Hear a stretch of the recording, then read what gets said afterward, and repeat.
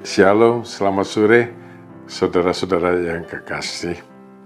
Saya ingin membacakan Roma 10 ayat 10 yang berbunyi demikian.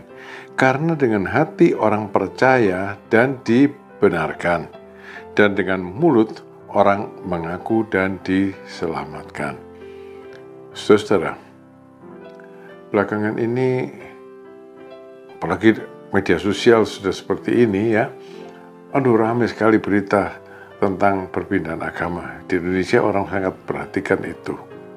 Ya, dari agama Kristen menjadi bukan Kristen.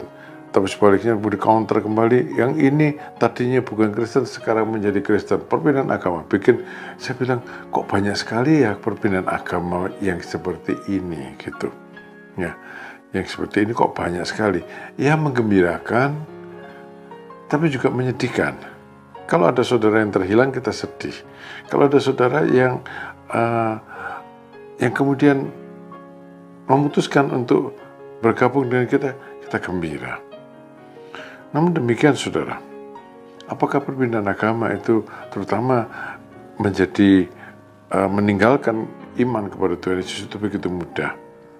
Saudara, menurut saya, kalau saya baca dalam Alkitab itu tidak begitu mudah.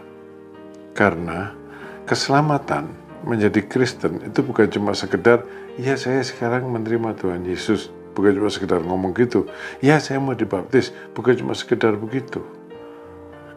Kita memang berpikir seperti itu karena kita cuma tahu fisiknya, kita cuma tahu apa yang dia katakan. Tapi sebenarnya dalam kriteria Tuhan, diselamatkan, ditebus dosanya itu meliputi hati dan mulut.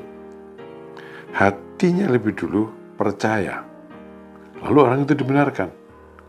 Lalu apa yang ada dalam hati ini diakui dengan mulut. Dengan kata lain, pertama hati percaya iman.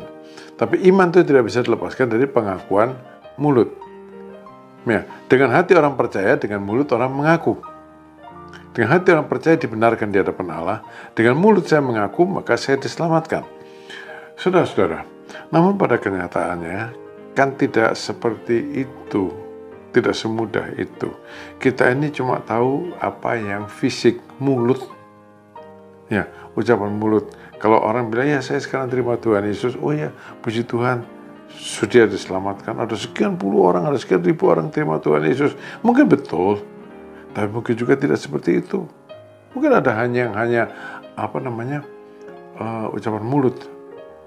Ada yang disebut sebagai kegilaan psikologis. Dalam satu KKR, orang pada angkat tangan terima Tuhan Yesus dan pada akhirnya orang terbawa. Ada yang begitu, terbawa, ikut mengatakan dia padahal sebetulnya hatinya tidak. Saudara, jadi yang penting bukan ucapan mulut di mata Tuhan, hati itu. Hati yang menyebabkan seorang dibenarkan. Nah, siapa yang tahu? Saudara, mengetahui isi hati orang itu kan susah. Dalam hati siapa yang tahu? Tidak ada orang yang bisa tahu. Bahkan, saya sendiri seringkali tidak bisa tahu isi hati saya sendiri. Siapa yang tahu? Tuhan. Tuhan itu berfirman lewat Nabi Yeremia, betapa liciknya hati, lebih licik daripada segala sesuatu. Tapi, Aku Tuhan yang menyelidiki hati, yang menguji batin. Apa yang ada di hati saya itu jelas di mata Tuhan. Saya sendiri nggak tahu kadang-kadang ada di hati saya, apalagi yang di hati orang.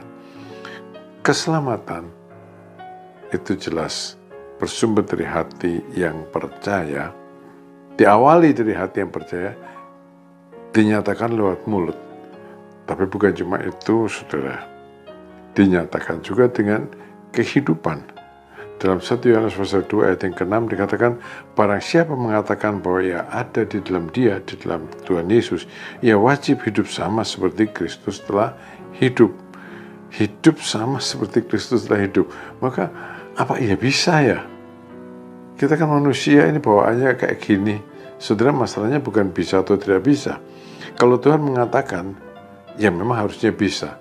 Dan Tuhan yang memampukan. Dengan kata lain, semula hidupnya tidak seperti atau kasar gitu. Semula hidupnya seperti Lucifer gitu ya, jahatnya. Tapi kemudian dia diubahkan menjadi seperti Yesus. Nah, ini banyak kesaksian seperti ini juga yang bisa kita percayai, perubahan kehidupan seperti itu. Jadi mari saudara-saudara, bukan tentang orang lain yang kita tidak bisa menghakimi, tapi tentang diri kita sendiri. Apakah kita ini yang menjadi orang Kristen selama ini? Sebetulnya kita Kristen selamat atau Kristen sebatas mulut dan KTP? Dengan hati orang percaya dan dibenarkan. Bagaimana dengan hati saudara? Bawa di hadapan hadirat Tuhan. Saya bawa hati saya di hadapan hadirat Tuhan untuk diuji, karena Tuhan yang menguji batin. Karena Tuhan yang menguji hati. Lalu ikuti dengan pengakuan dan kehidupan. Ya, mulut mengaku tapi hati tidak percaya, itu namanya munafik, pura-pura. Hati percaya tapi mulut tak mau mengaku, itu namanya penakut. Tapi yang Tuhan kehendaki adalah hati dan mulut yang harmonis, sinkron. Dan dalam hal yang demikian, saya percaya tidak ada seorang pun yang bisa meninggalkan Tuhan Yesus. Sebab dia adalah milik Tuhan, dan Tuhan bilang dalam Yohanes pasal 10 ayat 28, Aku memberikan hidup kekal kepada mereka, dan mereka pasti tidak akan binasa sampai selama-lamanya, dan seorang pun tidak akan merebut mereka dari tanganku.